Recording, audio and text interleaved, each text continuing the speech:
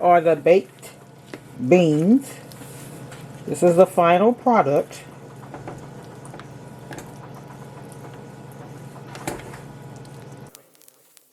If I come up and I fall off, that's on me. That's on me. If I come up and I fall off, that's on me. That's on me. If I come up and I fall off, that's on me. If I fold and I sell out, that's sweet. That's why I take my time before I make my mind up. And I do this like 7 days out of the week. And I grind so hard, I don't get much sleep. I had to earn my stripes, so I don't have to work no 9 to 5. Yeah, we be taking everything for granted, no lie. Cause I remember days that we could barely get by. Used to use the negativity to get high, but now the comments we reading can ruin our lives. Why? It used to be easy back on Easy Street. Hollywood ain't that good, it's going down like it's on a needed beat. Even though now it's lobster, all on top of my pasta, I can still feel locked up. Like okay, y'all, so look, I have about a fourth of, not a fourth, about half a cup of green bell pepper. I have three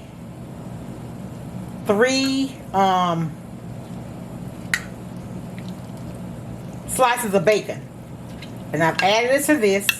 I'm doing baked beans. I have 3 cans of Vanderkamp pork and beans. So all I'm going to do is add the bell pepper, the bacon. I don't like that kind of original barbecue sauce, a little brown sugar, a little cinnamon, a little French's mustard, and that's all. So here I have the bell pepper. I use bell pepper. Some people use onion and all that. I love bell pepper in mine. It just gives it a very, very good taste.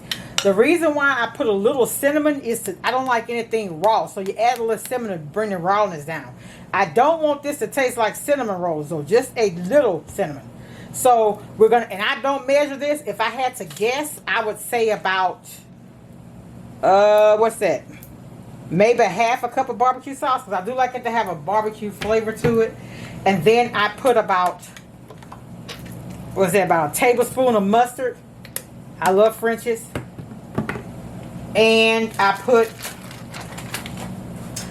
never measure this, honestly, but I need to start because sometimes you can overdo it. So this is half a cup. And I like dark brown, and I like imperial brown sugar. And that's really all you need. And an eighth of a teaspoon of cinnamon. You don't need a whole lot.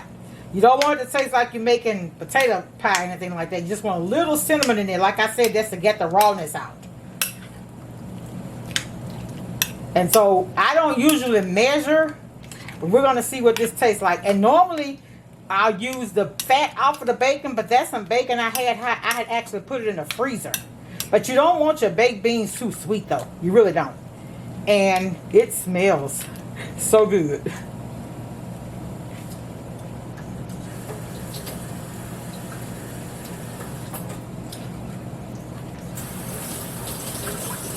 I usually have mine a little sweeter. So I'm gonna go, but look, it wasn't packed. It wasn't even a full half.